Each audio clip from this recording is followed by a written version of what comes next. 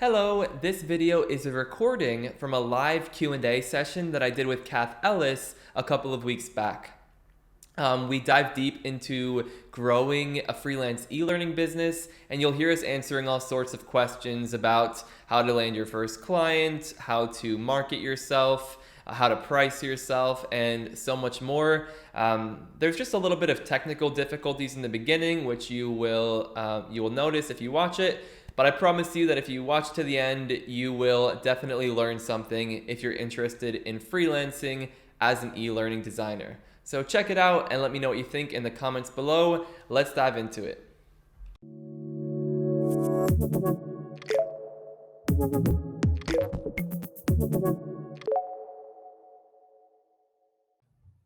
Hello everybody, and thank you for coming out tonight or this morning if you're on the other side of the world. We have Cath Ellis joining us tonight to talk about all things growing a freelance e-learning design and development business. Cath is still trying to connect, but I wanted to give her a quick introduction while she hops online. So first of all, I know Cath. When I got into this field, I mean, her site was one of the first ones I came across. She is now a friend, a mentor, and just an all-around huge inspiration. And if anyone does not know Cath already, maybe there's one person here who doesn't know her, I did want to just give her a proper introduction and show you some of her work. This will be fast. But yeah, so here is her website if you have not been on it yet. I think if you look up like e-learning designer, depending on where you are in the world, she'll be like the #1 hit, or at least on the first page. This project right here, the Fallout, Cath does a lot of innovative stuff. So instead of just whipping up a storyline course, for this project, she actually designed a podcast for this client. The video is super cool. This is a trailer for the podcast. And sure enough, this won like tons of awards. I mean, I've just been seeing them come in over this last couple of months. A Brandon Hall Gold Award. Here's some of her work. She has like one of the nicest eyes for design that I've seen in our field. And you can really see that in her portfolio and in some of her work. Super high quality stuff. And her portfolio, I mean, you can see it's just filled with e-learning design projects. It just goes on and on. Web design projects too. So I just wanted to show you this to really make it clear that Cath Ellis is the real deal. So as soon as we get her online here, we're going to dive into some of these questions. And if you have not already, please vote on the questions that you want answered using that Ask a Question tab at the bottom. And please respond to the poll so we get a better idea of who our audience is. All right, so let me try to get Cath online and we'll get started in just a minute.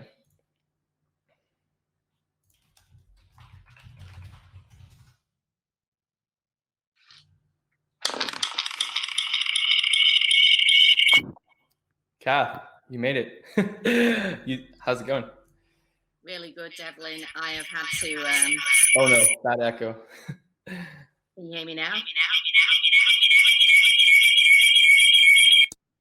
I muted you, Cath. There was a really bad echo.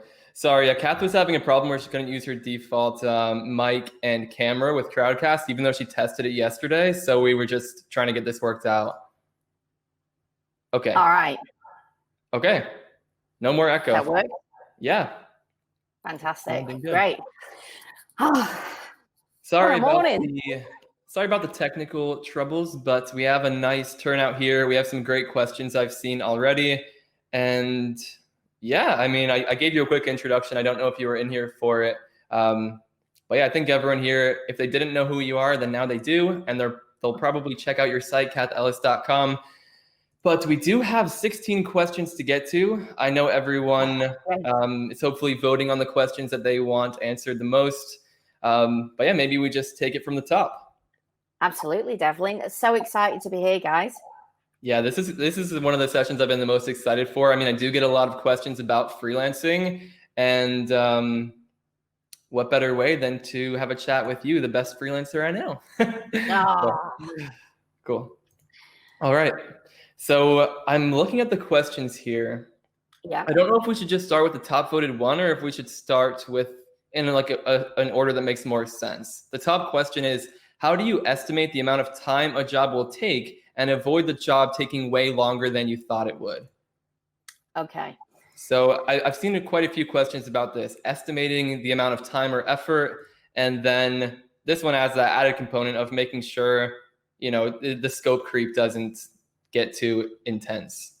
All right. So the main thing that I do is I focus on, I can hear an echo, so my apologies. So the main thing that I focus on is using Trello. Trello allows me to, I'm going to see if this works so I don't hear the echo.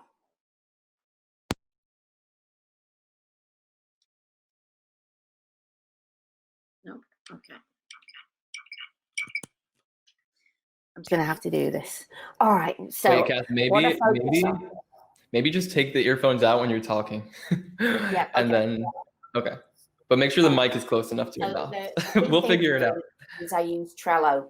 Now, what Trello allows me to do is it allows me to map my whole process. So as far as scope creep, what I do is for every single touch point, so whether it's signing the contract, whether it's all the admin that I do in the beginning, putting together the Trello board, everything is on there. So I can map out, in a way, I use a program called Planway along with Trello. It allows me to build a Gantt chart along with it. So when I sit down with a client, I've normally got my next client lined up.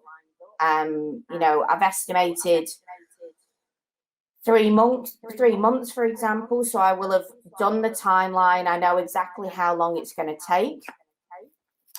Put it into Trello. The client sees it and they understand that we have to stay on track for this to be completed, because if it goes off track, I've got my next client. I also assign my clients to each of the boards in Trello. I'm happy to even show you guys how I do this if that's going to be helpful, because it's easy for me to say it. Let me see if I can bring it up. It will just give you an idea how I do it. So the first thing that I obviously do is work out my effort time. That was what you asked me. And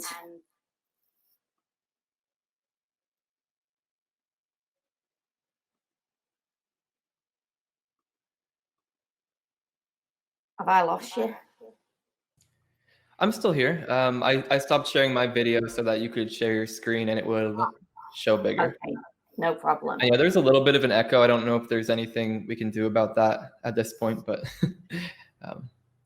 well, bear with me. I'm trying to shut everything down. So what I'm doing is I'm basically, sorry, this echo is really putting me off. So I'm putting all my content into Trello, and I estimate that for me to do a standard build, I won't go too complicated, for me to do a standard build, it takes me about an hour per minute to develop a storyboard, okay?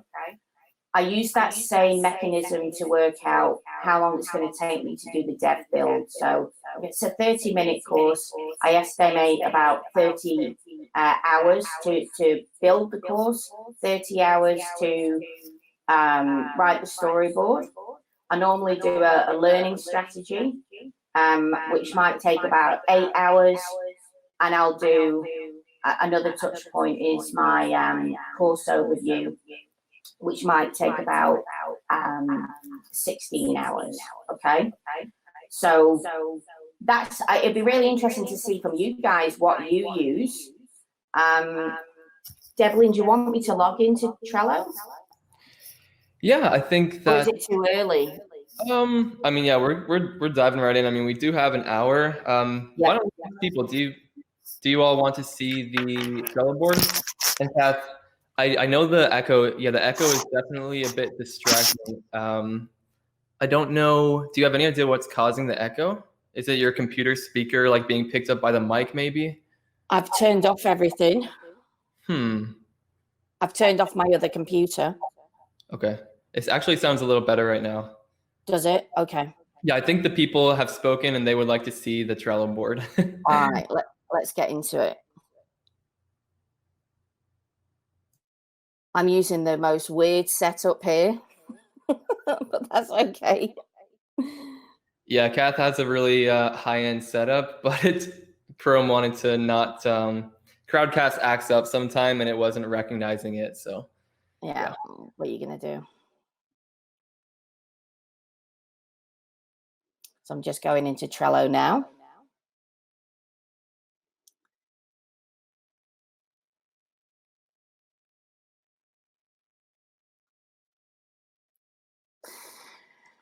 Yeah, so this is how I basically stay on track with my work. Oh, we can't see your screen. I'm just getting into it. Oh, okay, I see. That's all right.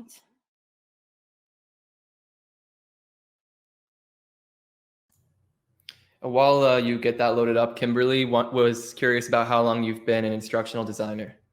Yeah, so I started in L&D in 1999. I wasn't an instructional designer at that time. I was a facilitator. And I've basically been doing instructional design since 2010.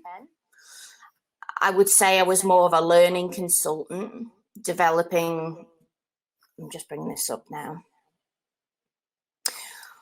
more of a recruitment consultant, developing curriculum, and they needed e-learning built, and basically the e-learning department didn't have the capacity to do it. And because I was somewhat a nerd, I was pulled in very quickly to develop, have a go trying with this program, see if you can work it out. It was Captivate at the time, and I knocked out a program pretty quickly. And yeah, that was it. Started building content. I was very quickly thrown into the e-learning department. I'm sure some of you guys can understand that or relate to that. So the echo is because the headphones mic is picking up its own audio. Yeah. Yeah, it's been a lot better though. So I think we're okay with the echo now. Cool. I'm going to share my screen. So just bear with me. Is it just share? How do I do this, Devlin? Whenever you mouse over your video, you'll see like a tool, a menu with different options, like how you mute yourself and share your video. There should be a computer with a little arrow on it that lets you share your screen. All right, I'm going into it now. Can you guys see that? Yes. Okay, cool. So what I'm doing is I'm breaking the whole process. This is a fairly standard layout, guys. And I'm saying that it's not a complicated build. This is a fairly standard build using the ADDIE model. So what I'm doing is I'm literally assigning every single touch point for my client. You can see here I've got contract signed, 50% advance received for the course, pre-project activities, client kickoff meeting. Does that make sense? So this is how I'm laying out my Trello board, and it allows basically my my clients to really see what is the time that I'm using. I'm investing in this course development, and this allows accountability. So if there's one of the team members who is being required to do something, you can see that I've got time frames on all of these, and it's going to show when something's overdue. Nice. It seems like that echo creeped back. I know it's distracting you too. I'm sorry about that. Martin was curious about what some of the pre-project activities are and that engage column. Yeah, absolutely. Let's jump into it. I actually think it's fairly simple. I'm not sure there's too many details that go into that. Yeah.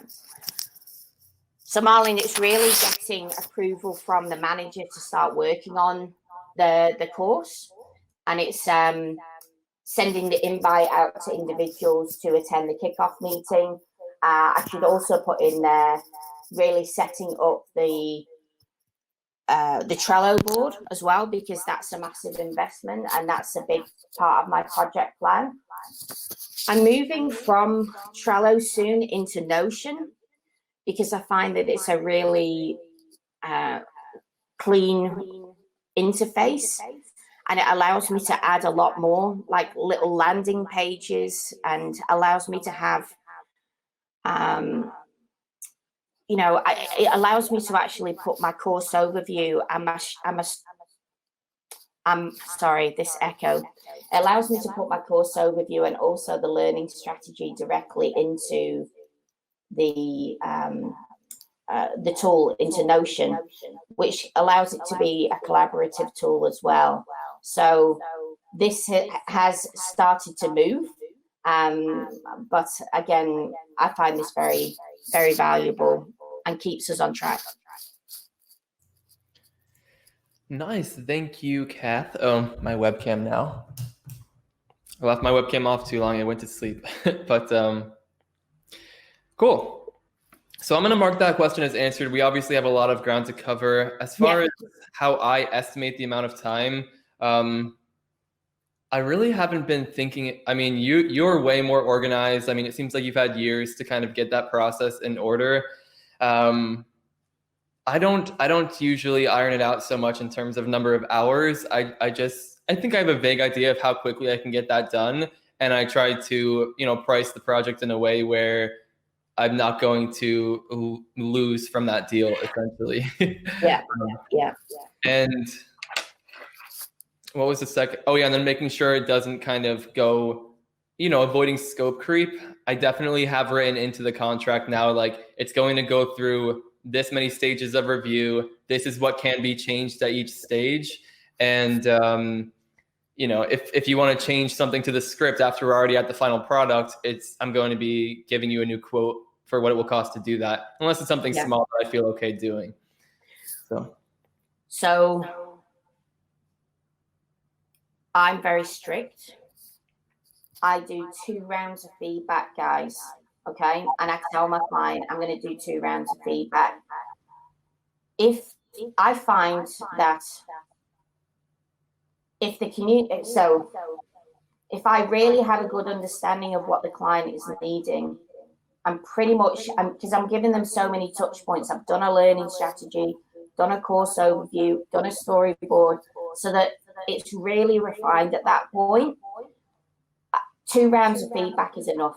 Okay, so I give them the document to review. We go through it. They go away, they implement their feedback. I come back, they give it to me. I implement the changes, and then I hand it over to them, and that is it. If there's changes that are if there are changes that are changing the scope from what was originally the course overview or the learning strategy, that's what I call out of scope. And I start charging, $250 an hour to make those changes. Like, the clients really understand that this is a lot of money, and they can't be fannying around because it's going to cost them a lot of money to make those changes. So you've got to be really, absolutely. Alex saying that 2 rounds of feedback and then it's a lot of money. Absolutely, because I liken it to us building houses, guys. We wouldn't just go, where's the bricks? Let's build a house. We'd be saying, okay, We need to meet as a family. We need to work out what we need. We need to get an architect. We need to get the blueprint done. And then we start building. And it's just like building a course. Mm-hmm. So, Nice. And okay, Cath, quick thing. Will had a suggestion about maybe, I don't know if you have a button on your keyboard or something to mute your speaker when you speak, to maybe that will help with the echo. I'm not on a speaker. I'm using my headphones. Oh, so it's not even, that's so weird that it's such a bad echo. Maybe it's just Crowdcast acting up or something. But yeah, sorry. I'm sorry, guys. I know it's no fun for anyone involved, but we're trying our best here. Okay. Let me just see if I could do something different. Okay, I'm gonna just add a little bit to that. So it's nice talking about this and talking about, if they want changes after this point, we're gonna charge X amount of dollars. But if you don't have these terms written or outlined in some sort of contract, or at the very least, if you didn't agree to this with the client in the beginning, how many rounds of feedback there will be and what changes are acceptable at what point, it's going to be kind of a nightmare if you're going to say, oh, it's going to be an extra, X amount of dollars. And the client's going to say, well, what do you mean? I paid you to deliver the product I want. So you really do want that in writing or in some form of contract. Because when I was first starting out, I didn't have my contracts in order. And it was a nightmare trying to negotiate on things like this and what's in scope and out of scope. So get that in writing. I when it's, once you're already established, it's kind of easy to to be firm in your boundaries. But when you're just getting started, it's a little harder when you're so excited about landing that new client. Just be careful to get the scope and the review cycle really outlined in whatever paperwork you are signing. Cool. So I see a bunch of questions coming up in the chat. I know we got to do it justice to the questions that everyone voted on. I will add these questions and you can vote on them. But yeah, let's move on to a new topic. So this question, I think everyone will be interested in. The question is, how do you find quality clients? And I have an answer to that, but Cath, you could take it away first if you want. Or you want me to give this one a stab first? Well, I can you hear me okay? Yeah. Okay, cool. I'm going to move a little bit away. All right. So I heard the echo start again. Maybe if you talk lower, I notice there's not as much of an echo. I don't know if that's just a weird coincidence, but let's try. All right. I'm trying to think of another solution for you guys. Okay, while Cath is figuring that out, I'm taking a stab at this question. So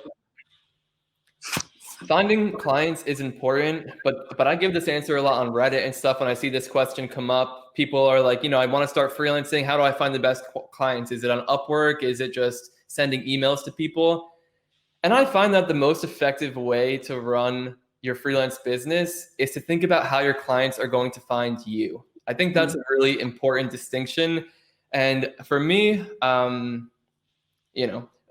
those focusing your efforts on making it easier for clients to find you, that's what's going to pay off in the long run, because you do the work up front. You create your content, you work on your SEO to make your site able to be found, you keyword optimize your LinkedIn profile. And once you have that work done, it just keeps paying off and paying off and paying off. And of course, you need to work on your content and add more and update your existing stuff over time. But it feels much better when a client is coming to you and they're saying, oh yeah, I saw your portfolio, I saw your work, I really want to work with you. Can you help with this? Because if they found you, odds are they probably already view you as the expert. And on some level, they want you to work on their project, as opposed to you just reaching out saying, here's my portfolio, here's how great I am, is there anything I can help with? That's cold outreach, and some people are successful with that, especially if you know exactly who your target audience is. But that can be a discouraging game because people don't want to have cold outreach. I mean, if you have people in your inbox, hey, do you need the X, Y, or Z services, and you don't, it's kind of, it's not the best experience in the world. So what's your take on that, Cath? Yeah, absolutely. So is that better? Possibly. I think the echo comes and goes. So it seems like it's better and then it just creeps up again. Okay. So really the key thing is you've got to have a presence out there so people can find you. I've been lucky that I've had my website for a long, long time. Okay. It's been doing well on Google. It's been ranking well. It's got a lot of content on there. So a lot of really all of my clients come through my website. This is so distracting, this echo. I can't even think properly. I'm but that's so okay. sorry. I know. I've been on that side of it before. So as far as getting quality clients, I get a lot of leads coming through my website, guys. And there's red flags that I look out for, okay? I generally will, and this should show you as a freelancer how you should run your own business as well. Because if I do this, it's likely that other people will do this. Things like I won't answer to someone who's got a Gmail address, okay? I want people to respond to reach out to me who've got a business address. When they send a lead through the website, I'm generally looking for things like, have they got a website up?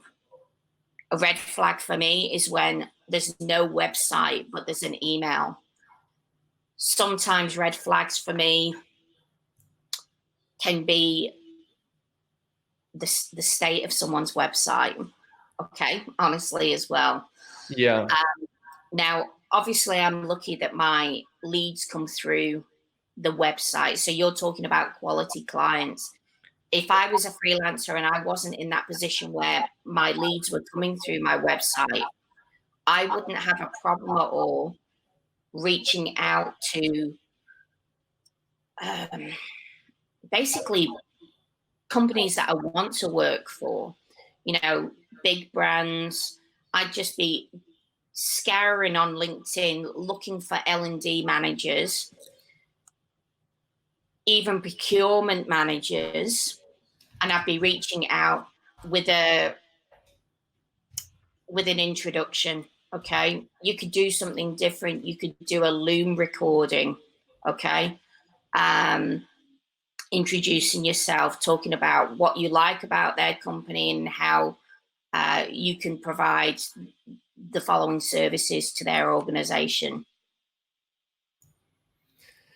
Yeah, that's a good point about the cold outreach. And Cath, just update on the echo. We haven't heard it this whole time. It sounds like you still have, but okay, so it's better. Well, that's good. Yeah, it's definitely better on our end.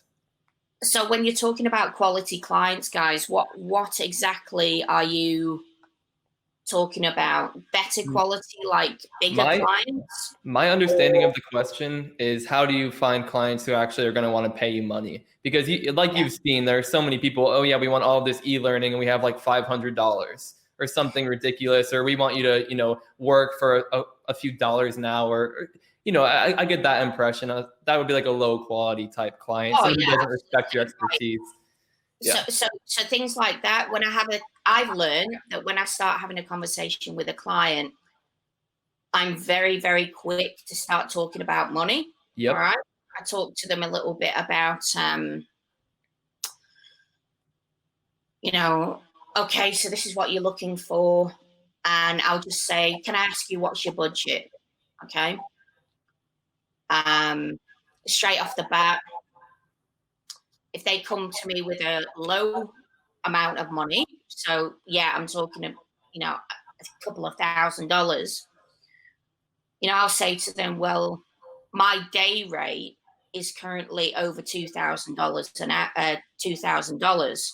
So I could maybe work with you as a consultant to do part of this work, to give you advice on where to go from here. But I just tell them straight off the bat that this is a huge investment for them to this is going to be a bigger investment than what they've got. And I also try and talk to them a little bit about, well, let's work out how much your training's costing you right now. That's something I think we do really poorly. So to be able to say to them, well, okay, you do this training multiple times, it could be multiple times a month for this many people. Your training's costing you $75,000 right now.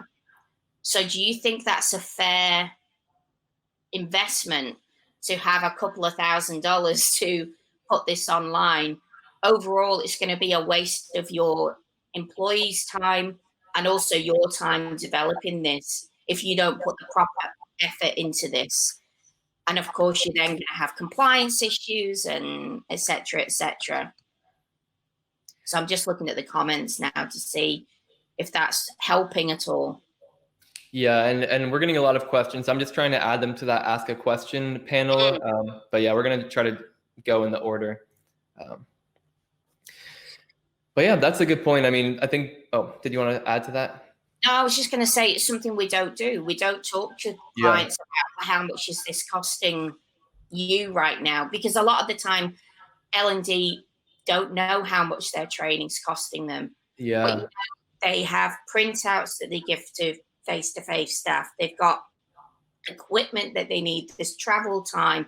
There's all this stuff that adds up over the course of a year. And it could be that e-learning's not the right answer. They actually just need a campaign that they need posters around the business, or they want a screensaver built, or they need, it could be a podcast in the business, or even just some resources to put on the intranet as a little campaign. So if someone's actually not investing that much, you can say, well, why do we need a course now? And I think the thing as well is how much are your staff going to, how much are you going to have to pay your staff to replace your staff while they're doing this training if it's pointless? So it's not just the staff's time. You're now paying for someone to replace them. You're losing out on sales. Yeah. So the point you're making is if you have a client coming to you and they have such a low budget, it seems like you're taking the time to try educating them and putting it into perspective. You want to spend this $3,000, but poor training can wind up costing the company 10 or 100 times that price. Whereas, you could maybe pay 10 times more and have an actual good product that's going to be effective and help the business. Maybe that's e-learning, maybe that's not e-learning. Yeah. So those do seem like. I get it too. I get people reaching out saying, I've got 12 grand, I want 7 courses. And I say, okay, look, you've got 7 20-minute courses that you want built. And, for something that's, not standard, that's quite custom, I might charge about $27,000 per course for that. All right. Obviously, if someone had multiple courses, I wouldn't be. Now, I'm just giving you a figure. Right? I'm just giving you a figure. So what I'll say to them is, how about you bring me on as a consultant so I can help you? And I'll give them advice like, I think you need to hire someone in-house for this. You've got multiple courses. If you bring me in, I can do that consultation, get them started. I even offer things like, well, I can build you templates to get you started. So you've got at least a clean framework that's in your brand. So there's lots of things that you can do if someone comes in with a low budget. But I'd say you shouldn't be taking on building courses for nothing. It doesn't help our industry. And your worth is a lot more than that. Good points. More questions are coming in. Again, I'm adding them to that Ask a Question tab. So go ahead and vote on them if you want to see them answered. Good questions. So Cath, I think from the poll, it seems a lot of the audience here, they're considering starting freelancing. They haven't freelanced before. And some of it seems like it might be a little advanced, or at least will take some practice, especially when you're considering freelancing and your main goal is, I want to land that first client. So just wrapping up the points you were making, and they're great points. And I need to work on having conversations like that too, because how I've been approaching it is a client will come to me. I'll say, we're looking at 25, 30 grand for what you're asking. and either that's in the right ballpark or it's not. So I won't even go that step further and try to educate them around this is, putting that value in perspective, because I feel like a lot of the time I'm not talking to the right person where that's going to actually make a difference. So I just kind of save my breath. And I feel like, because just got started a couple years ago. So I know some of the conversations you have as a brand new freelancer. It's a lot of people who want you to work for cheap, who want to make money off of you by getting you to subcontract for them, not even necessarily direct client. And maybe we'll get into some of that. But what I do want to recommend to people here to learn more about having these conversations is some good old Chris Do and the Future content. Cath, yeah, I know you'll agree with that. We're both probably learned a lot from his content. He talks a lot about pricing creative services and just, getting more value for your time. So yeah, absolutely. So yeah, just wanted to mention that. As far as, if you're trying to land that, maybe you have a portfolio of some personal projects, because of course that is an important piece in all of this too. I mean, if you don't have a portfolio of your work, it's going to be a bit harder to gain credibility with your potential clients. So say you have a portfolio. Oh. Yeah, I was just going to say, don't get me wrong, guys. When I started, I remember jobs coming through and I kind of would go, all right, well, that's still more money than what I'm earning, working for my full-time job. But I was doing these jobs on top of working full-time, so I started taking on freelance jobs while I was working full-time. It meant that I was knackered and I was up all night, but it was a safe space for me to try it. So yeah, I took on some jobs at a pretty low rate. And sometimes there was a question there from Chris Ganella asking, should I subcontract? Sometimes I did that, but people tried to screw me, right? We'll pay you a very low rate. Oh no, changes. And I'm like, when I started my own business, I said, I'm not going to do this. I'm going to be smarter. If they want to run their business like this and just keep making changes, exactly. It's an awful experience. And it also shows they had no confidence going in to meet with the client to say, let's do a proper learning strategy and work out exactly what you need, right? I think that's the key thing. Yeah, and that was my experience when I was starting out too. I was doing a lot of subcontracting, and I was in these positions where my clients, the one who was billing my time to their client, they didn't handle their clients very well. They didn't manage the scope very well. So I was expected to do all of this extra work, even though it was completely out of scope, because they didn't know how to push back on their client. And they were like, oh yeah, Devlin, you don't push back on them. That would be unprofessional. Let us handle it. And then they wouldn't handle it. So what I've been trying to work towards ever since then is, getting my direct clients. And I think that's one of the questions I first reached out to you about when I reached out to you earlier this year. And getting my website up, adding some testimonials and logos and stuff really helped with that and build that social proof for moving from just getting subcontracting work to getting more direct clients and having businesses actually trust you as a freelancer. Yeah. Cool. All right. So we have another very similar question about how to start your freelancing business from scratch. And I think that was where I was going to go at the end of the last one. If you don't have the infrastructure in place, or you don't have the personal brand or the presence online in place for clients to be coming to you, what I did, and some of you might already know this story, but I bid on an Upwork project and landed my first gig on Upwork for a couple $100, making like a little 5 to 10 minute like micro learning thing. And it was fun. I wasn't making very good money, but the client was super easy to work with and chill. And they were like happy with anything I did. They liked my passion and were happy working with someone with a very limited portfolio, because it wasn't a very big risk for them. It was a couple $100. So I banged it out in a week or two. The client was happy with it. And he was like, yeah, sure, put it on your portfolio. So then when I went into my next project, and it was an alumni from my master's program, and she's like, oh, do you have any paid work in your portfolio? I'm like, yeah. It was only a couple $100, but it was a real client. And you kind of use those smaller projects as building blocks to land the bigger stuff and to get more experience, get more confidence. So I would say, Upwork isn't necessarily terrible for landing that first gig. I mean, it's kind of hit and miss, and some people obviously succeed with it.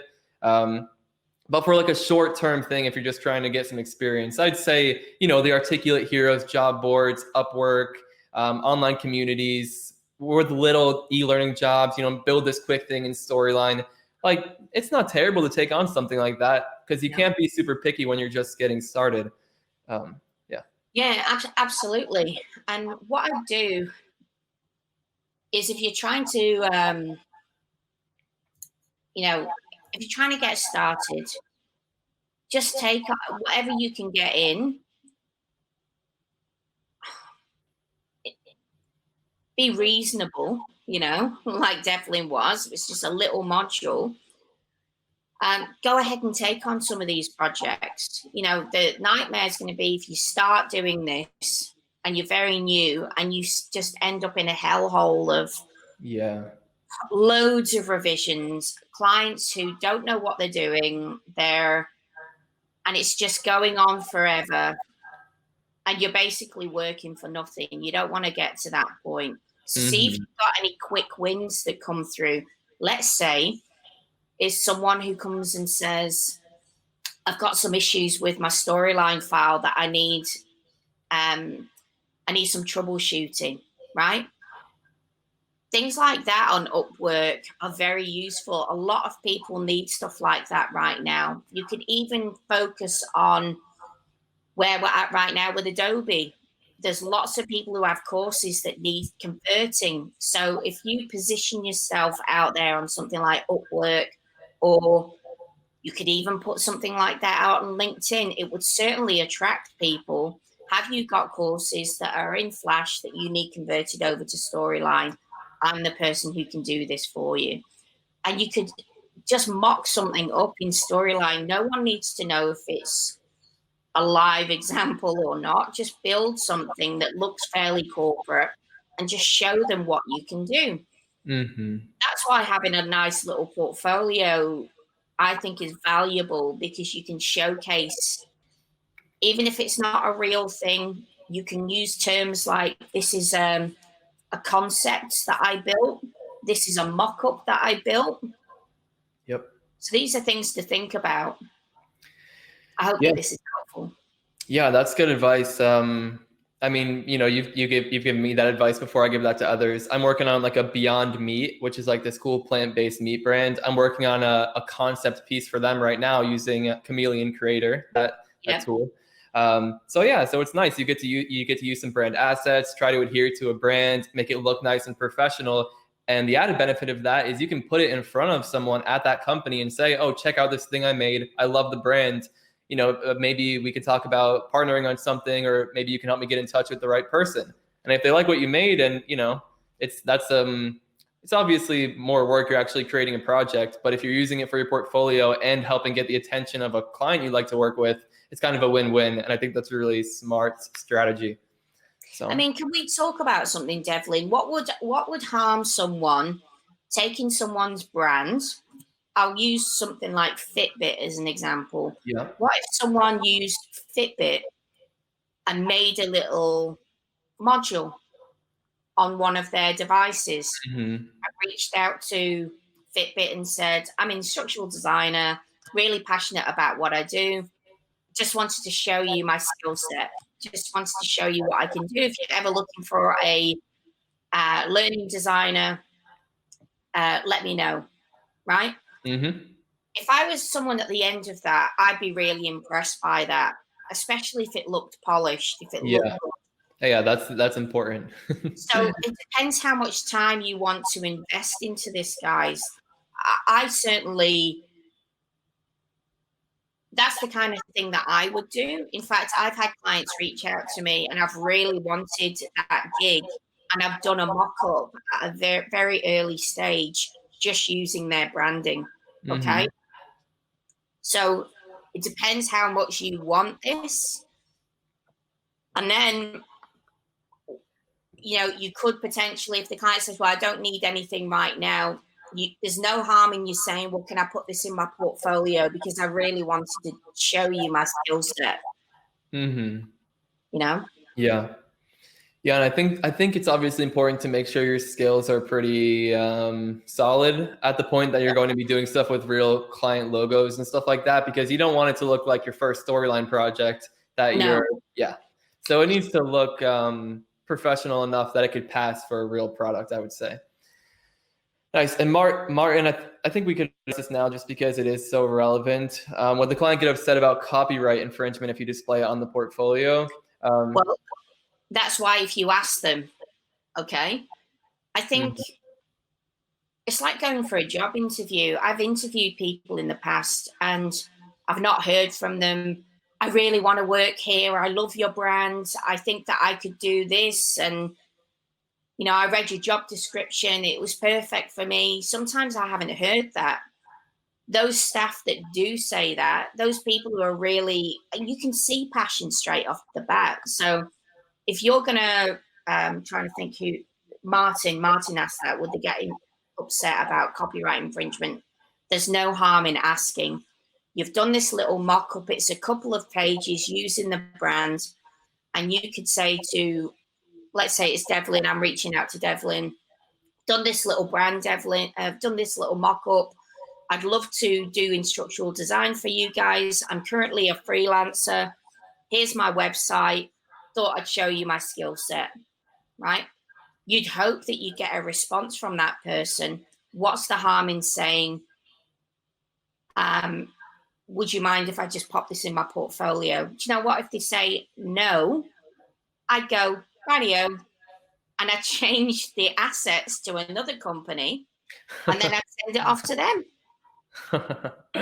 Yeah, there you go. There's no harm in doing this and asking. A lot of the time, all it's using is a logo, right? Some people are going to go no. Some people are going to say yes. If it's a smaller company, you know, you're not going to Coca-Cola or Pepsi or, you know, AT&T. You could go to a smaller company and they might be up for that. Yeah, and I think I asked that question too because, yeah, that concern is in the back of my mind. You know, this Beyond Meat thing I'm working on, I'm probably going to put it on my website. I don't know if it's like an ask for forgiveness type of thing, just because I'm definitely going to reach out to people at the company, but yeah, I wouldn't even know like who can really give like definitive approval for something like that. Because and I just make it really clear, like this is a concept piece. This is something I did, you know, as an experiment with the brand. And if someone's like, yeah, take that down, obviously going to take it down, remove all mention of it and pretend it, or, you know, hopefully I don't get like sued for my my whole business, but I guess we'll see.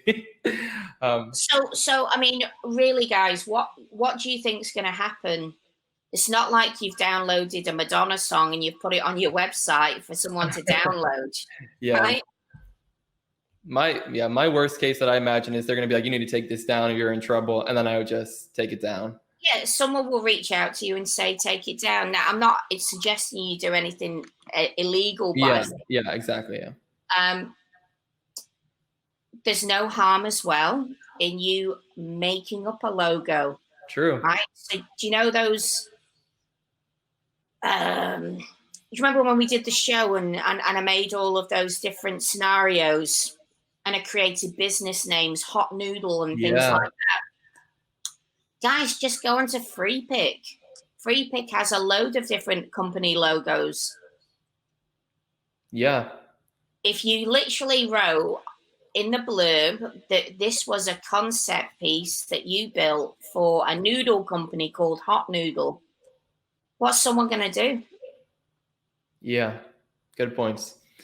And yeah, for me, I don't know. I don't want to spend too much time on this. I know we have more questions. Cath, my crowdcasts usually last an hour, but it seems like most people are still here. Did you want to keep going? No cool. Yeah, I'm happy to keep going too. This is like one of my favorite topics to talk about. Just because guys, this is the type of content. And I talk all the time. We could just talk for hours about this stuff. Yeah, and this is some of the content like I wish I had when I was trying to get started freelancing. Yeah, so I think this could really help people, and we have a ton of questions. So we'll see how far we can get. Cool. Okay, so this question, big question. We're getting into pricing now, and it's about how do you know what to charge? That's the question, and it's a good one. It's a question every freelancer grapples with. You know, I'd probably get into the hourly versus fixed pricing, but do you want to talk about that? I mean, when I first started and I was, you know, and it was mostly agencies coming at me, they're always like, what's your hourly rate? What's your hourly? And I was fine with that at the time.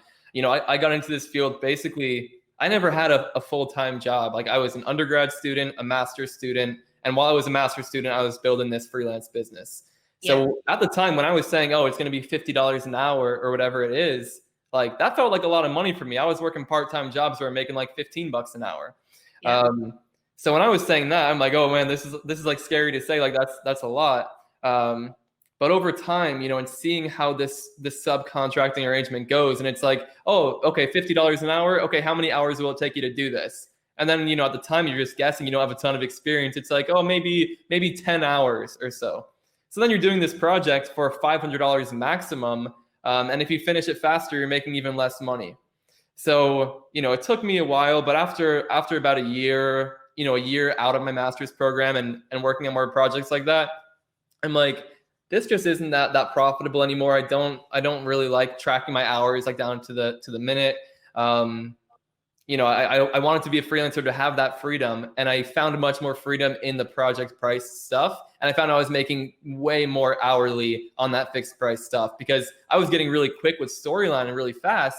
So then when you do a fixed price project and you say, hey, it's going to be 10 grand, 20 grand, 30 grand, you know, you finish it faster, you're making more hourly and you have more time to spend on growing your business and getting your name in front of people. So at least that's been my experience. Like, being more picky with the projects and doing only the fixed price projects has given me a lot more freedom to work on the content, do live streams like this and all of that. And it kind of, you know, it's kind of like a self-fulfilling thing. The more you get your name out there, the more work comes your way, the pickier you can be.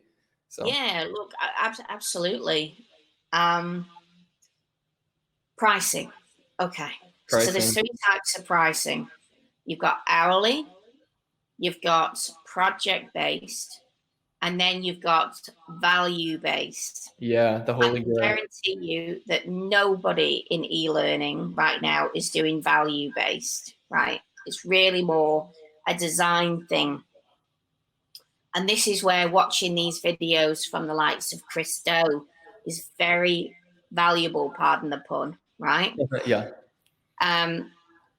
So hourly and fixed, let's talk about that.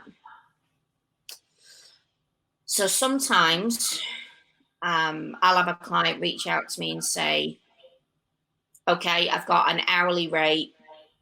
Oh, sorry, I've got a project that needs done and I want to do an hourly rate.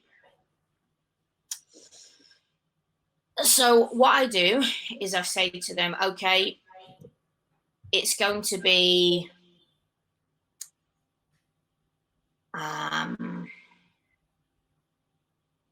let's try and remember. So when I started, I should really talk about when I started rather than now. Yeah.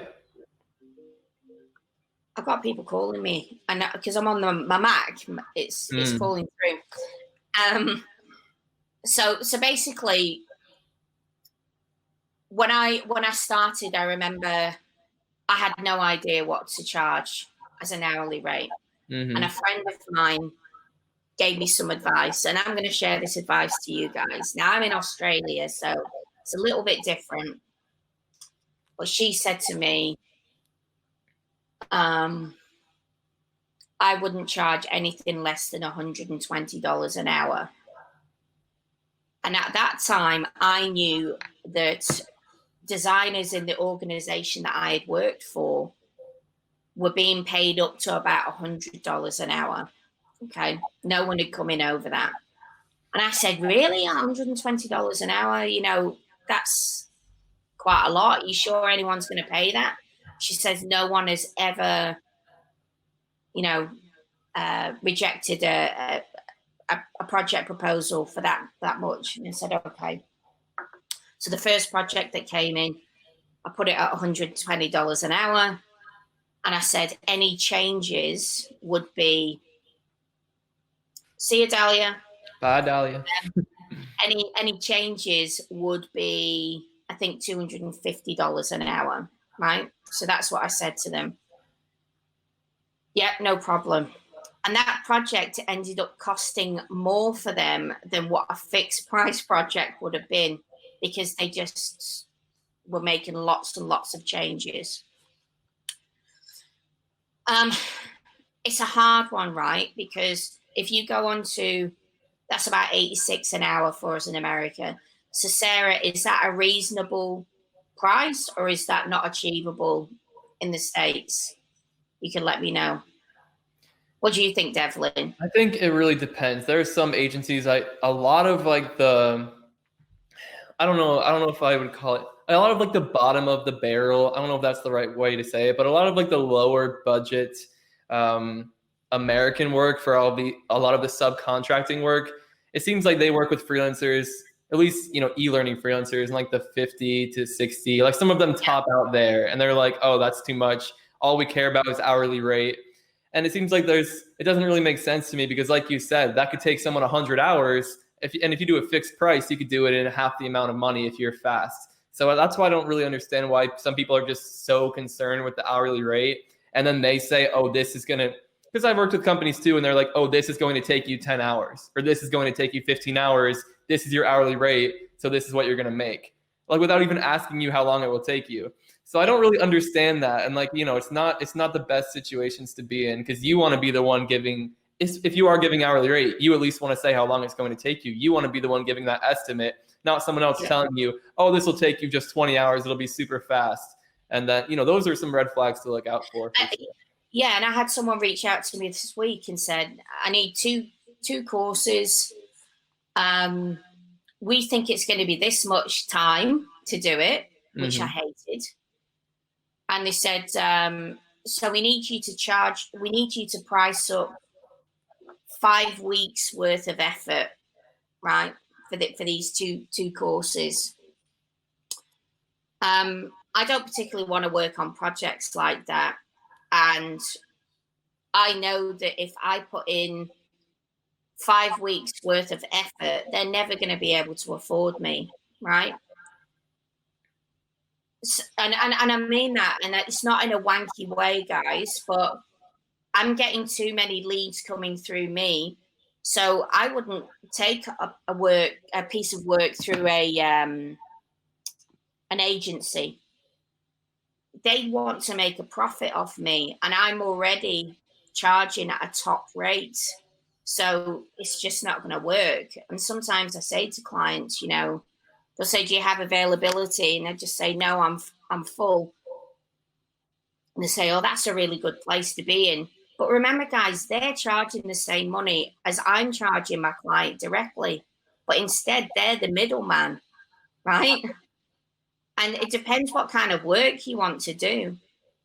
Devlin's now in a situation where he's got work coming through his website naturally. But you see the work that he's putting in, curating really interesting articles for the industry. He's getting lots of leads coming through his website. So you will, in the beginning, have to start somewhere. I worked through agencies. They didn't want to pay me that much. I tried to negotiate a lot more, but that's what you do while you're still working full time. Try and take on some work. Try and see if this is for you. I think sometimes it's a good opportunity to see how other people work as well. I'm still hearing the echo, so that's why I keep stopping, Devlin. Okay. And I'm going off track a little bit. I'll bring it back. But basically, when you start, take on projects that you feel you're happy taking on, right? At a rate that you're happy. Just because I charge a certain thing now doesn't mean that you have to push through that rate. Charge through what you're comfortable with. Devlin, do you want to bring this back on track? Sure. Yeah, I can comment on this a bit. So, Yeah, we've had the discussions about hourly rate. I think the takeaway or one of the big things, at least in my experience, is when you're starting out, a lot of that subcontracting work is hourly. Like Cath said, I've successfully negotiated before, and I said, okay, yeah, you're looking for an hourly rate. How about, well, what's your budget? What's the top of what you're willing to spend? I'll do and if that sounds like a good number to me, and I know, okay, I can come out ahead on that, I'll agree to do it for that fixed price. So I've done that a few times successfully when I was still trying to transition from hourly pricing to pure fixed pricing. They'll come to me for an hourly rate. I'll give them an hourly, but then I'll say, when they're like, oh, well, how many hours will it take you? I'll say, oh, well, what's the budget? Maybe that's a better way to approach this, because we can make this either really nice. This could be a lower level thing that will depend on the budget. And then I'll tell you what you can get. So that's kind of how I've tried pivoting that conversation. And then maybe I said my hourly was, $80, just throwing out a number, but then I wound up making $160 by doing the hourly pricing. And just commenting on that now. So I don't do any hourly projects anymore. So, and I do work with some agencies, but I've told them I only do fixed pricing. And if they ever say, well, how many hours will this take you? I just say to them, like, I don't price my stuff that way. Because part of the pricing is all of the thousands of hours it's spent learning how to do this stuff and to do it efficiently. Right.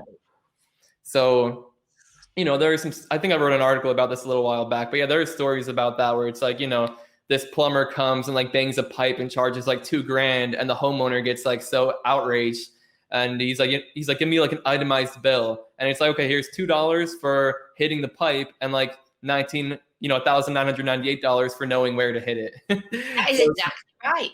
So if you're spending all this time building your expertise, fixed pricing is a really good way to charge for that expertise and get rewarded for your efficiency. And some people, a way to approach that is by upping your hourly rate. But I found that, a lot of clients, they just judge the hourly rate by, oh, this is how expensive the project is going to be. And that's just like far from the truth, because it can take everyone a different amount of time.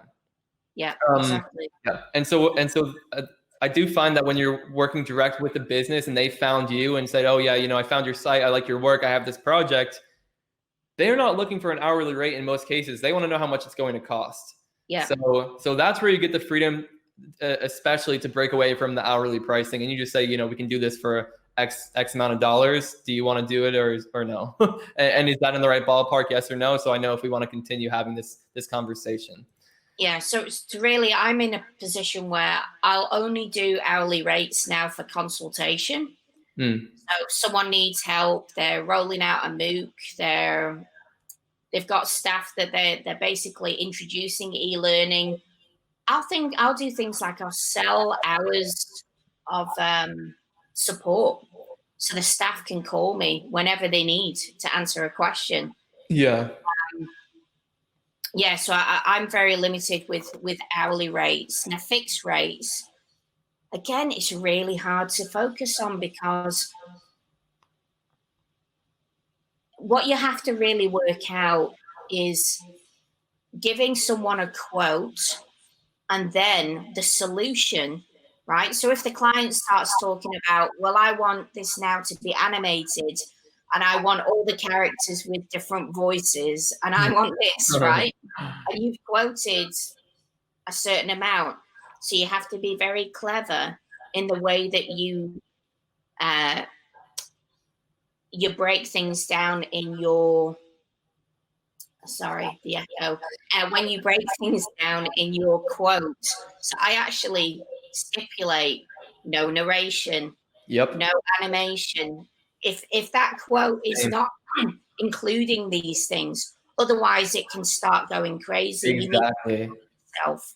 Yeah, right? That's a really good point. And I've had that experience too. When I was naive, I think like my third project, I'm like, oh, let's do this branching scenario. It's going to be so awesome. And then I found out how much work branching scenarios really were. But by the end of it, the client was like, oh, let's add some narration, and can we get all of this narrated? And I'm like, no, but in the contract and in our agreements, like that wasn't discussed. So at that point, I'm like, this needs to always be discussed, because that could be like, so it's just learning, like you said, and defining the scope and what is and is not included as clearly as possible. But go ahead. And that's where, if you do work with organizations like an agency who brings you on and to do an hourly rate, Yeah. what I'd say is that is sometimes the most invaluable part of that, even though you'll be paid less, to suss things out. Well, how do these guys do it? What do their documents look like? You know, they'll be covering their ass with their client, right? So those are the things that I learned in the beginning. But then when I was having clients come directly to me, you know, well, in the position that I'm in now, yeah, I can turn away that work from agencies because I just say, you can't afford me anymore. My rate's too high for you, you know? Yeah. Unless they want something really unique that they're needing my expertise. Exactly. Yeah, the agency arrangements I have now, it's for like the niche, like XAPI, like technical JavaScript stuff. You're probably not going to find an agency where if it's just like simple storyline development work that you'll be making that top end hourly rate. And maybe you will. But yeah, with hourlies, it's tricky. People really judge hourlies as how, you know, this is what my project is going to cost. And as far as working out the actual numbers, if that's what you're trying to do, there are so many calculators out there. You know, obviously it's going to depend on your cost of living and your skill set and experience. But yeah, I think the quick answer to that, if you're trying to work out an hourly rate, is make sure it's more than what you're making in a full-time position, because when you are self-employed, you're paying your own insurance, you're paying your own internet, electricity, all of the software you use. So you need to work that into your hourly rate so that you're not like losing money in the end. Yeah, absolutely. I mean, think about all the tools and resources that you need. Yeah, exactly. When you're a freelancer, like you are your own business. And some people don't always connect that when they're first getting started, but yeah, you're running a business. You have you either currently do or will eventually have all the expenses associated with that. So you need to price accordingly.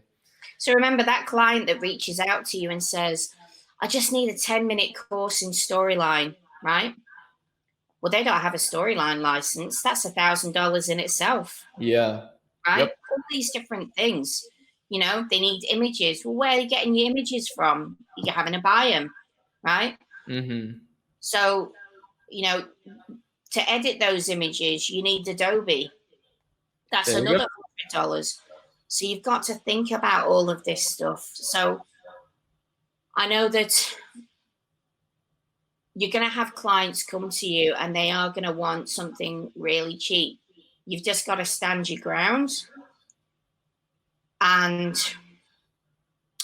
if you can be creative in the way that you have conversations with them, like I said before, you know, you can say, well, maybe I can edit your images for you, you know, or I can make you a theme, but I'm not going to be able to do this whole thing. Yeah. Not for your budget, right?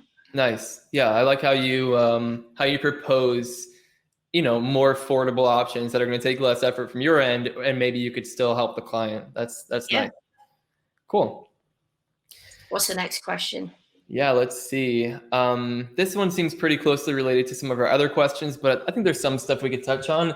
It is how to build a brand and attract your first client. Yeah.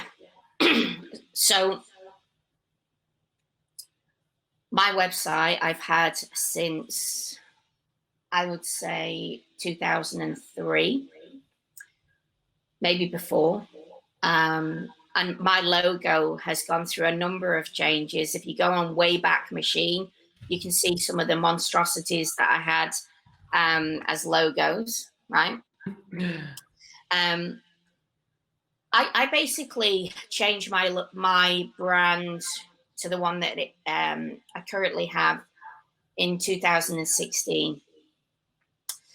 And I just went on Dribble and I looked at different examples of websites.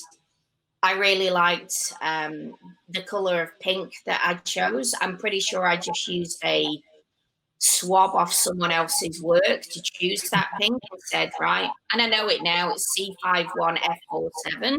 Wow. That's my color. Nice. So for me, it was really important that I had a color scheme, that I chose a font that I would use consistently. So I use Poppins. I use whites and light grays and blacks. And my logo, I'm pretty sure that I found a logo off something like Graphic River, and I manipulated it to work for me with the CE. That's what my logo is. Then I went on to something like Envato Market, and I paid for someone to create business cards for me. I still use that now. And I mean, these were things that didn't cost very much. I mean, I think my business cards were $50 for the guy to design the layout of them. And that actually helped me create my brand as well. You know, the way that he laid it out, and I was like, okay. And from there, you know, I just started incorporating it into my website, and I keep refining it. So it's a constant process. Devlin, you're the same, Devlin. I've seen your brand, you know, you've gone from using your old website over to using Webflow now, and you're just building your brand slowly. Yeah, this is like the fourth iteration of my website. So I think, you know, how to build a brand. I think your website is like the first place, you know, the place to start. That's your corner of the web. That's where you want to direct your traffic, because you have complete control over that, and it's your domain. You build your authority there. So that's always what I've focused on first. And that's how I've even found any success in this field, is getting up a portfolio to show what I can do. And before, if you go to devlinpeck.com, it was just a grid with projects that you can click on, and then there's a link to the full project with a write-up. And that's how I was landing all of my work. My clients were finding me on LinkedIn just by looking up like freelance e-learning designer, freelance e-learning developer. They would see my website in like the first paragraph of my LinkedIn profile. They would go to my website, look at some of my work, and say, oh yeah, this guy seems to know what he's doing. So let me shoot him an email or send him a message on LinkedIn and tell him about a project I had. So that was like my like funnel. And I mean, I did it while I was in a master's program full-time, working 2 part-time jobs. So it's not, you know, the SEO stuff is great, but you got to know going into that, when you're like writing articles and stuff like that, that's a long-term gain. I didn't start getting traffic from Google for like years, or at least a year after doing some big posts. And now it's a bit easier, but long story short, portfolio, super important, because again, if you want to get hired, people want to see that you can do good work. And maybe you have some other way to gain credibility. Maybe you've written some books, or you've worked for decades at these top brands, and maybe that will be enough to gain the trust of some clients, or you have a really solid network who trust you to do good work. But if you're like me, you know, I was doing this out of school. I didn't have any impressive work experience or any books under my belt or anything. So I had to get my credibility from my master's program and my portfolio. And I was constantly doing all, you know, personal projects in Storyline, eLearning Heroes challenges, all of my class assignments I was trying to do in Storyline. So that the portfolio has always been like a critical piece of getting business for me. And lately, you know, I've just been trying to spread my roots, or I guess on social media, and you know, create a ton of content, share it on social media with the goal of helping other IDs and e-learning developers. And then, you know, and then when someone's like, oh, we need a freelancer, you know, people at that company who maybe found my site, they're like, oh, well, do you know about Devlin Peck? I came across an article from him, you know, who knows how long ago, and I know he's a freelancer, like check him out. So that's been my strategy. And it's so much easier focusing on helping other e-learning designers and developers, as for me, than like, you know, just messaging people on LinkedIn like, hey, do you need me to do some work for you? Or like cold outreach. So that's my approach to. We spent a lot of time talking about this, Devlin. Yeah. There's a good question here that's saying about how do you choose your business name? Yeah, right? There was actually, let me okay. We're going to answer this question because it's really related, and it's tied for the number of top votes. Should a freelancer or sole proprietor represent him or herself as a business or as a freelancer? And this is a good question. It's something I struggled with for the first couple of years. I was always wondering this. The question is longer than that, but I think we get the idea. Personal name, Devlin Peck, or business name. And when I got started, I was trying to simultaneously build a business website, build a business brand. And I was always so stressed out about it. You know, it's like, oh, I want to work on some content, but I need to like work on the website copy for this eLearning X business website, and how am I going to get that in front of people? And when I was talking to you this year, like in 2020, I was finally like, I need to just focus on my own brand, see where that takes me. I'm spreading myself too thin with this. And that's when I started finding the most success.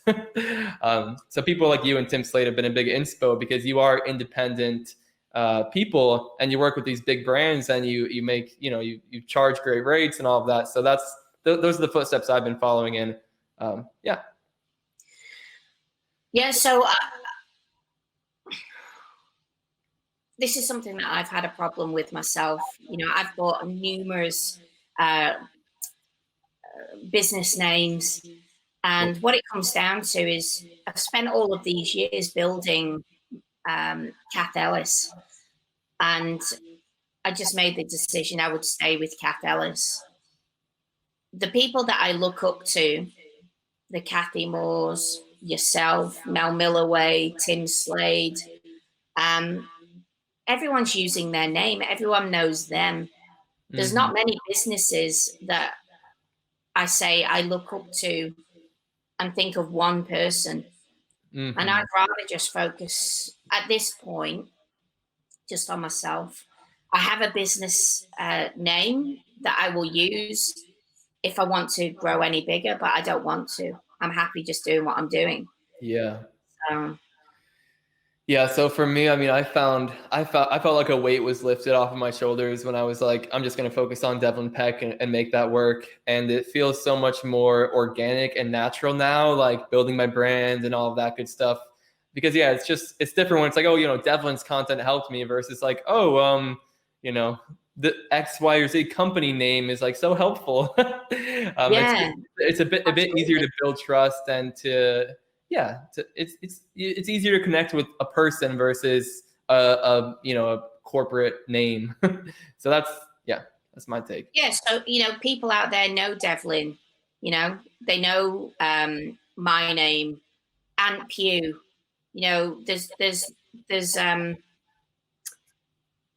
I think we're seeing a direction of, we're seeing a lot more people just using their own name. So I think it's unique. Just even if you want to go with a business name, buy the domain name of your name as well, if you can. I see a comment here that there's a singer. There's basically a singer that's Carlos Carrera was already taken. I'm sorry to hear that, Carlos. That must be a bit of a nightmare. But if you can't get a .com, and even me in Australia, I've always had a .com. I used to live in the UK when I bought my domain name. I've had it a long time. And there's actually, what's really strange is there is a professor, she's now like a dean of education in Australia, and her name is Cath Ellis, and she's at a university over here. And I've bought all the domain names, and every time a new product comes out, I'm like, yep, get on it quick. Yeah. She must absolutely hate me, but and she used to focus in eLearning years ago. Wow. So. Yeah, you've got the Cath Ellis name on lock for sure. So I think we answered that question. We're both in favor of the personal name, but yeah. I definitely want to get to Joe's question. He asked me this question and I couldn't answer it very well because I wasn't in a full-time role. But he wants to know, for someone in a full-time role, how many hours per week are needed to keep the freelance business running on the side and to grow that. So I feel like that would probably vary from person to person. But what was your experience like freelancing on the side while working a full-time job? Yeah, it depends how many projects you take on. I would say I was doing another 20 hours. I actually took on some work with the eLearning brothers, and that was a really great gig to start with. I reached out to the eLearning brothers. There was a post on LinkedIn saying I'm looking for eLearning developers. So I just reached out and just said, here's a link to my portfolio, check it out. And they just had some work coming through, and their work wasn't that intensive that it was full time. You know, it was, we need this done. You know, there'd be rounds of changes. There'd be, bye, Reba. Yeah, bye, Brian. Thanks for coming. Little bits that would come through. It would stagger. So I'd say I was putting in about 20 hours of effort. And then once that job ended, you know, they'd say, we've got another job for you. And I'd just say, well, I'm working. So they negotiated with me. So a lot of the time, you'll be able to negotiate, Joe, your terms. You know, there's not a lot of people that need something done tomorrow, you know. So just tell them I'm already working. You don't even need to say you're working full time. Just tell them I've got other projects on. True. You know, I can do it in this amount of time. Nice. Yeah. Good answer. And then I think, you know, building the content, building your brand, all of that fun stuff. It seems like that needs to just fit into that 20 hours. And if, you know, once your project ends, then you have some more time to work on your portfolio, maybe create some content, you know, try to stay active on social media when you find time throughout the day, just to help, you know, keep your presence up in the community. Yeah. Absolutely. And do a bit of working out loud, you know, take pictures of your screen of the thing that you're working on. Talk, you know, you don't have to disclose a logo or anything like that. You can just do a demo of an interaction, you know, put it on your blog. There's loads of things that you can do. Sometimes I will just take a picture of my monitor and say, I'm working on this today, but I don't talk about what I'm doing. Just creates interest. Yeah, Scott says that's what weekends are for. Nice. Yeah. All right. Cool. Maybe let's try to get through a few more questions. Let's do it. I see people starting to drop off. Maybe we'll wrap this up fairly soon. This is a good question, I think, though. What percentage of your time is spent on the business side, such as sales, invoicing, paperwork, versus building and delivering e-learning? So for me, this is different. My first year in business after my master's program, it was probably like 85% work, like actual client work. Yeah, maybe 80%, you know, accounting for invoicing and talking to clients and stuff like that. And then 20% all the other fun stuff. But nowadays, I think it's like, I mean, at least nowadays is in the past few months, it's like 25% client work and 75% like working on articles, tutorials, YouTube videos, you know, discovery calls with clients. So it's definitely shifted. And that's, you know, that's possible because I've built up a lot of savings so that I can turn down a lot without feeling like, oh, how am I going to pay the bills for the next few months? I have a safety net to give me that pickiness, I guess you could call it. And then, just pricing my projects in a way where I don't need to be working that 40 hours a week on client stuff to be making the profit. So yeah, Cath, I'd be curious how you answer that.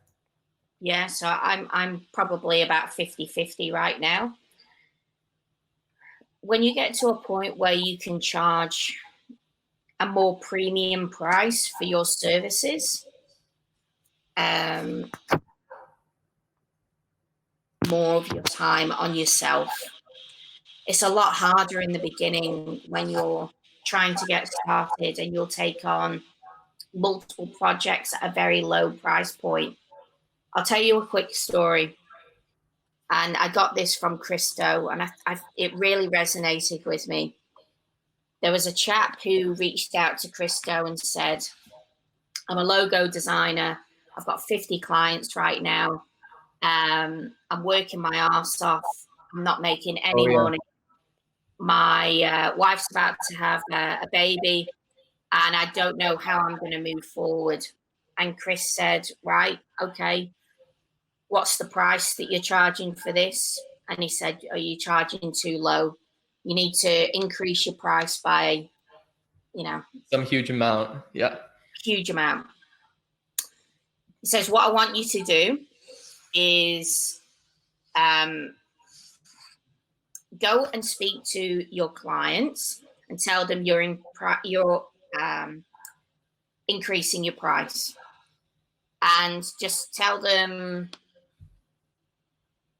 it was something like, just tell them, you know, I think we've outgrown one another. Tell them, I'm increasing my price. I'd love for you to continue this journey with me. If not, I totally understand. Yeah. He was really nervous about it, but he took Chris's advice and he basically reached out to them, and for some, they left. So the following week, he had a conversation with Chris, and he said, right, so I did it. The following day, I reached out to all of my clients, and now I'm left with far less clients, and I'm going to be earning a lot more. So I think he, out of the 50 clients, lost 40 of his clients, kept 10, and was making more money on them than having the 50 clients. Yeah. So I think this is what we're both trying to say. Once you can suss this out, once you can get yourself a little presence out there, you've built yourself a little portfolio of work that you're doing. Even put passion projects on, the kind of work you want to do. If you want to build Alexa skills or Glide apps, or if it's storyline, you focus on building some content in your portfolio. And if you are passionate like we are about the industry, share a lot with the industry, you will start seeing trickles come through your pipeline, your website, LinkedIn, however you're going to do it. You are going to start doing this, and you will start doing better quality work. Yeah. Exactly. Yeah, that part is really important. Working out loud, sharing stuff with the industry, basically building your expertise with the rest of the people in the field. Yeah, good points. And I think the 50-50 is a more normal amount. I think it's what I usually am at. But yeah, I've just been really picky. You know, I'm trying to build some different stuff, trying to generate some income from my content. Yeah. So 50-50 seems like a good amount to expect as far as the outreach, brand building, and then client work. I think that's a nice, healthy balance. I would be doing more client work if I had more high quality leads that I want to work with. So what I'm doing with all that other time is trying to do stuff that will generate those leads. So yeah, because, you know. But there are some red flags that you really need to look out for, guys. Yeah. You know, and Devlin and I have talked about the dream of working for big brands. You know, it's great when a huge brand comes across your doorstep and you go, oh, fantastic, I'd love to work for this company. But it doesn't mean that they've got the shit together any more than a smaller company, right? So these feel-good companies, and pardon me for using swear words, Devlin. Oh, no, you be yourself. I think we're all both here. There are small companies that are going to cross your path that you're going to go, this is really cool. I want to be involved in this. You'll also have work that will come your way that you want to be prepared to do for a lot lower a price point. So things like suicide resonate with me because I had a friend who took their own life, right? So anything that's related to suicide or, you know, obviously some of the things that are happening in our world right now, I try and do a lot of work at a much lower price point or for free if I think it's a worthy cause. And you want to be in a position that you can do stuff like that. Mm-hmm. Yeah, that's a good point.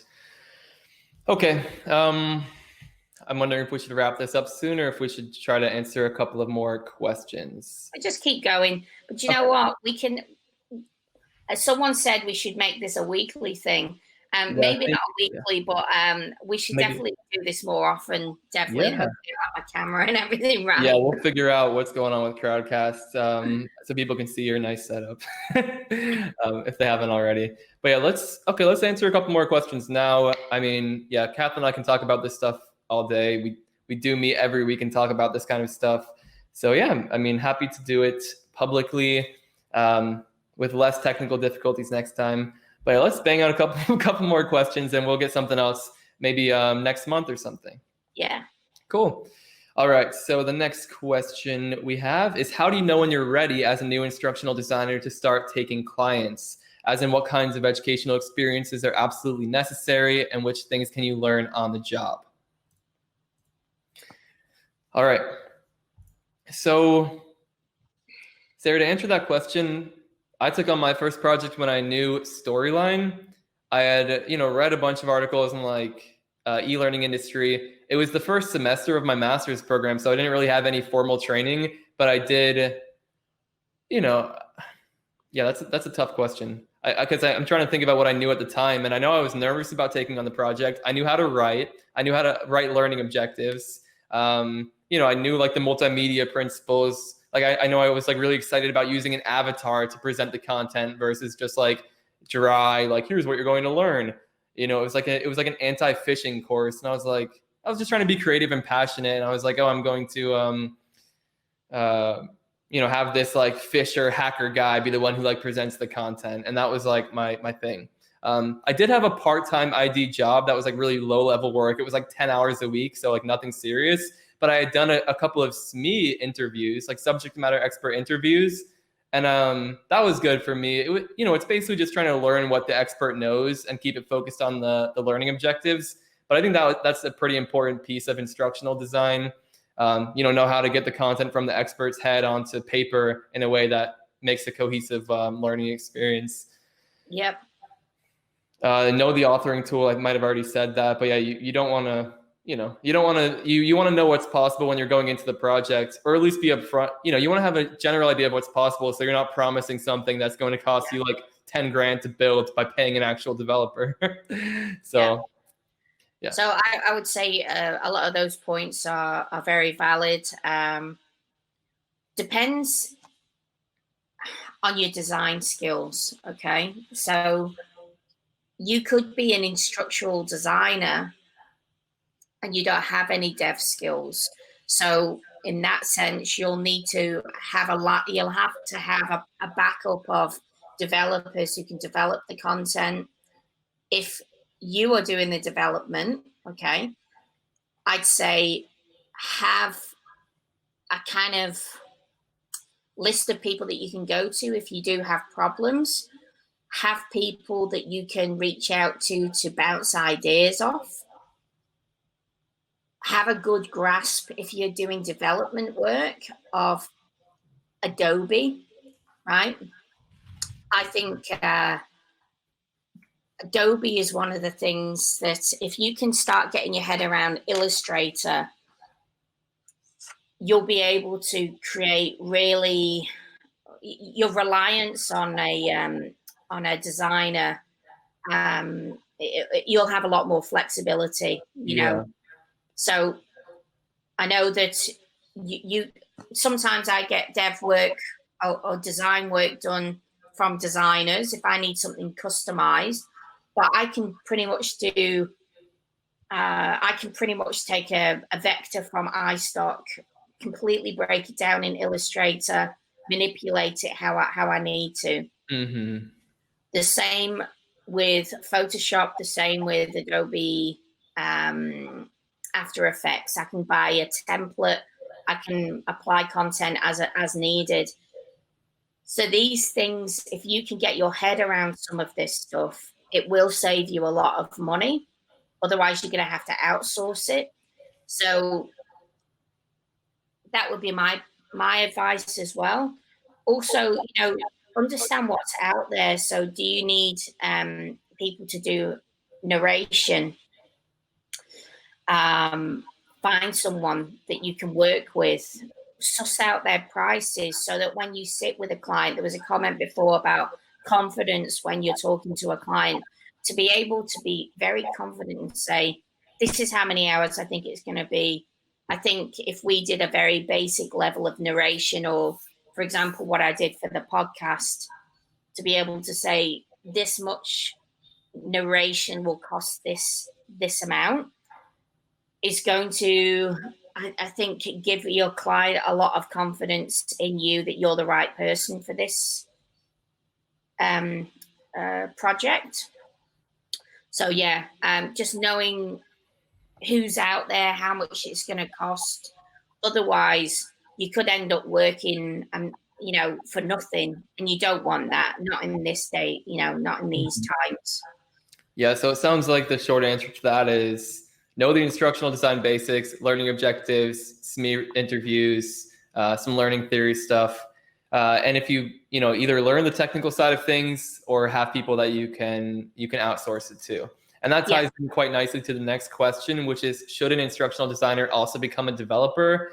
I've worked with graphic artists, recently started with storyline development, but feel overwhelmed learning the technicalities. So, and then they ask, is it okay to outsource work to graphic artists? So I feel like for me, I feel like part of the reason I was able to freelance straight out of my master's program is because I had a good handle on the writing, instructional design side, as well as the technical e-learning development, graphic design side. And that's an important distinction because graphic design and e-learning development are two different things. Yeah. If you're a graphic designer, you're working in tools like Adobe, creating assets. And if you're an e-learning developer, you're working in a tool like Articulate Storyline or Captivate, and actually adding the interactivity and making the e-learning experience work. And you're adding the graphics into that. So if you can handle all of that, you're a really valuable person. If you have a grasp over, here's what's possible with the authoring tool, here's how I'm gonna design the experience based off of what's possible. I'm not a great graphic designer, but like Cath, I learned Illustrator really well, so I can just pull vectors from wherever and change the colors, change the shapes as needed, pull things out and piece them into other scenes. And I think if you know Illustrator well and you know how to work with vector graphics, you're going to be in pretty good shape, and you can just outsource the really custom stuff you need to a graphic designer or an illustrator. And you know what? You're not obliged to do dev work. So yeah. Gabriella asked a really good question. What's the difference between an instructional designer and a developer? So a lot of the time, so I worked for an agency many years ago, Gabriella, and I was hired to do the learning strategy, course overview, and storyboard element. And then it was handed over to a developer who did the build. So that's the difference. I did all the writing. I did all the conceptualization of the content, the way that we would treat the content, the story, and the developer would bring that to life. I hope that makes sense. So a lot of the time, people don't do everything. They do one task, especially in agencies, they'll take on one task, whereas I take care of all of it. But if you don't want to do dev work, guys, you're not obliged to. Find yourself a developer who wants to do it. But what I'd say is you guys need to have a good relationship. So if Devlin was my developer, okay, I'd want to be constantly in communication with Devlin. I've had this idea. Can we do this? Especially if you don't have a good grasp of the authoring tool. You may also have a client come to you who says, I want a course built in Elucidate. Now, you may not use that tool. I don't use Elucidate. But do you want to turn that work away, Or do you want to reach out and see if you can find a developer that you can collaborate with to work on that project? So sometimes there's opportunities for you to work on new tools. And just because you don't know it doesn't mean that you should reject it. If someone reached out to me tomorrow and said, I need a VR experience in, how to use the new Toyota Camry, I would certainly not reject that off the bat. I'd be interested in working with other VR developers to see, is this something that we could work on? You know, and I think that's part of just building your skill set. Yeah, and that's exactly right. The developer would use the authoring tool, and the ID would do the storyboard and the writing. And I've had some relationships like that I love, because I am much more technical. So I do work with some instructional designers who don't do the authoring tools, and they just hand over a storyboard, and I bring it to life in Storyline, and nice and easy. So yeah, a good point about outsourcing the skills you don't have. You just have to, price accordingly when you're giving those quotes on projects. Yeah. Okay, I think those are all the questions we're going to get to today. We did all the ones with at least 5 upvotes, and I think there's like a 2-hour limit on these sessions, so we're coming to the end.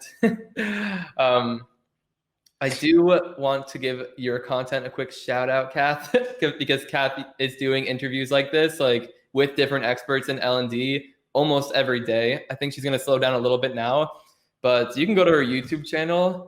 And, if you liked hearing Cath talk about freelancing specifically, you're going to love some of her other content. So just check out Cath Ellis on YouTube. Yeah, I think most people already have seen some of that content, but I just wanted to make sure everyone knows it's there. Do you know, it's a really interesting time right now, guys. Anything that we can do to help you out, if you're interested in us talking about a specific topic, happy to do so. We're also very transparent, right? So if you've got any questions that you have that should I ask? Just ask it. We'll answer it if we can. This setup hasn't been ideal today for me. I do apologize, Devlin, and I apologize to all of you. Normally I have a nice whiz bang setup. I just turn on, it works, and yeah, it didn't do it today. So I hope you found it's useful. Yeah, I think from the reaction in the chat, people really enjoyed everything you had to share. So, and this is cool. Yeah, maybe we can do something else like this, like maybe a month or so down the line. Definitely seems like, people are interested in the freelancing content. Yeah. So until next time, everyone. Yeah, the recording will be available right after this, and then I'll throw it on YouTube in a couple of weeks. So thank you, everyone, for coming, sticking it out. Almost 2 hours we were running here. You stuck through the echo. Thank you. And we will see you next time. Bye, everyone. Bye, guys.